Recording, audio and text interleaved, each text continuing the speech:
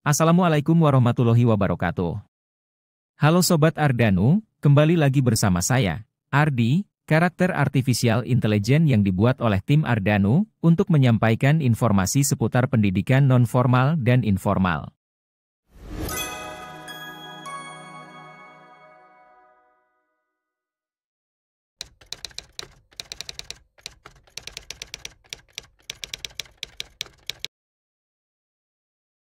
Berdasarkan Permendikbudristek Nomor 21 Tahun 2022, disebutkan bahwa penilaian hasil belajar peserta didik berbentuk penilaian formatif dan penilaian sumatif. Lalu apa bedanya kedua penilaian ini?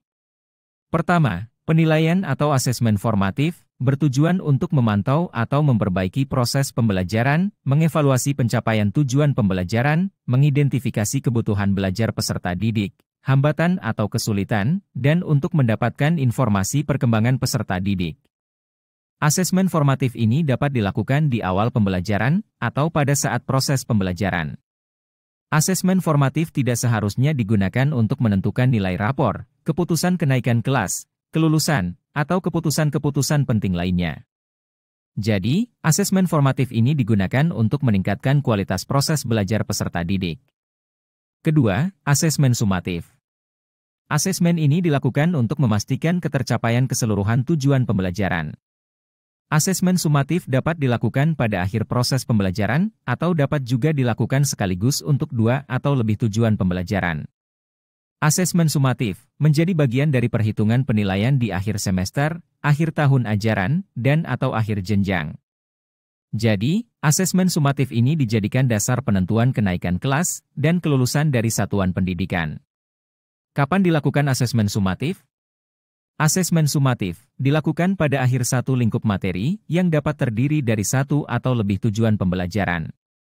Pada akhir semester, dan atau pada akhir fase, asesmen sumatif bersifat pilihan. Hal ini dapat dilakukan jika pendidik merasa bahwa data hasil asesmen yang diperoleh dalam satu semester memerlukan konfirmasi ulang.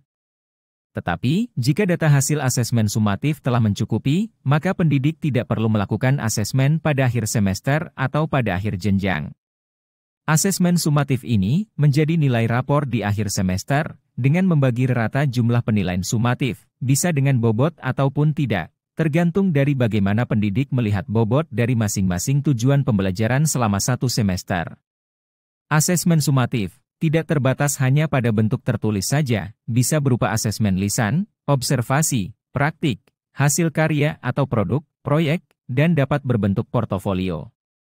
Penjelasan lengkap dan contoh kedua asesmen ini dapat dilihat di Panduan Pembelajaran dan Asesmen, baik pada kurikulum 2013 maupun pada Panduan Pembelajaran dan Asesmen Kurikulum Merdeka. Jika memerlukan Panduan Pembelajaran dan Asesmen Kurikulum 2013, atau Panduan Pembelajaran dan Asesmen Kurikulum Merdeka, silahkan dapat diunduh pada link yang ada pada deskripsi video ini. Sampai bertemu lagi di informasi selanjutnya. Saya Ardi, semoga informasi ini memberikan manfaat. Terima kasih. Wassalamualaikum warahmatullahi wabarakatuh.